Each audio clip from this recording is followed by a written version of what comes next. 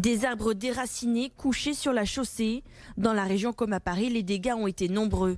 Les fortes bourrasques de vent ont même fait 2 blessés graves, un à Saint-Germain-Laval en Seine-et-Marne et un autre en Essonne.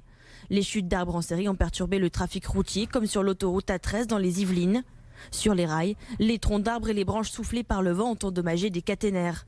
Le trafic des Transiliens ainsi que du RERC a donc été interrompu. Au plus fort de la tempête, 30 000 foyers de banlieue ont été privés d'électricité à cause des câbles arrachés.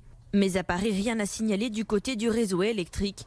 C'est cette image que l'on retiendra, celle de l'effondrement d'un échafaudage dans le 17e arrondissement.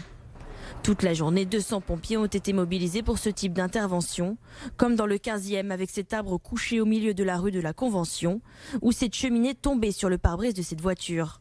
En raison des prévisions de Météo France, la mairie de Paris avait annoncé la fermeture des parcs et espaces verts de la capitale ce mercredi. Comme à l'image de ces terrasses renversées, le vent a soufflé jusqu'à 150 km/h. C'est un record depuis la tempête Xynthia de 2010. Un pic enregistré en haut de la Tour Eiffel qui, elle, a été entièrement fermée au public hier.